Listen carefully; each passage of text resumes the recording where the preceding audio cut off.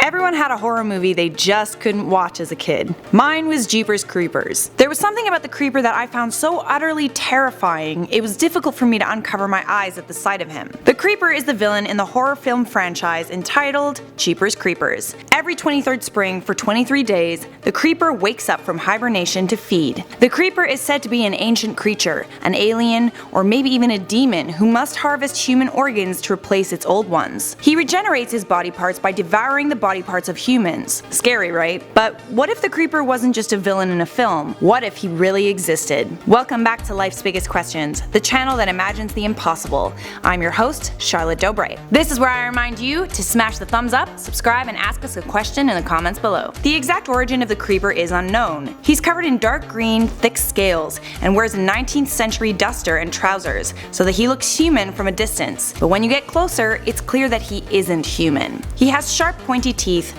a third nostril, and a hood of scales he can extend on his head as a threat display. The creeper can also fly. His back is adorned with bat-like wings that allow him to fly extremely fast enough to keep up with speeding cars. His feet are talons that resemble a bird's talons. The creeper is also very strong. He has the ability to flip cars, rip them apart, as well as tear apart a human being with his bare hands. The creeper doesn't only spend his time hunting. He's got some pretty twisted hobbies as well. He displays a human-like intelligence, although he does not speak. While the creeper is awake, he enjoys making art out of dead bodies. He decorates the walls of his den with collages of body parts he's sewn together. The creeper also knows a fair bit about human biology. In fact, it's somewhat of an obsession of his. He has the ability to cut out organs, attach them to other organs, and keep them alive.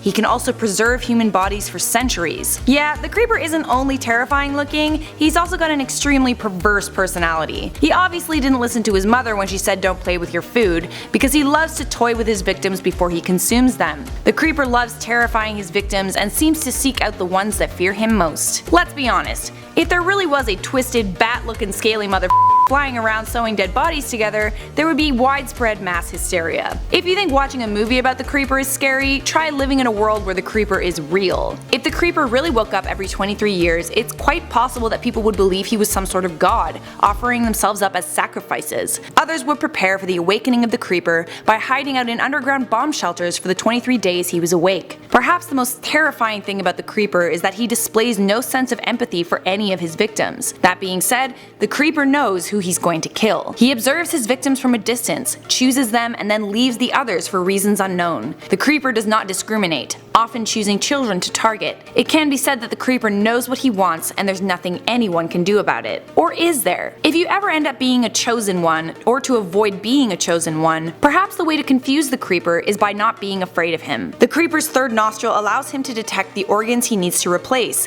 but only in a state of fear. A person can counter this by not being afraid of the creeper, which, not gonna lie, would be pretty hard. He certainly does whatever he can to scare his victims. If the creeper was real, brave souls might want to take out their guns and attempt to kill him, but it is evident that the creeper is immortal, or relatively indestructible. He can regenerate body parts after being shot by simply feeding on another victim. Even when his head was hit with harpoons, he was still able to move. Perhaps the only way to really kill the creeper is to destroy him completely with a bomb, but even that would be extremely hard to do as the creeper is extremely proficient at flying. But with today's radar technology and sensors, the military might succeed in destroying the creeper once and for all. Once they manage to do so, scientists would examine his parts to find out how he could regenerate himself. For now, I'm Charlotte Dobray and you've been watching Life's Biggest Questions. If you enjoyed this video, you'll love our playlist that we put together for you, clickable on the screen right now. And make sure notifications are turned on by clicking the bell, and we'll see you in the next video.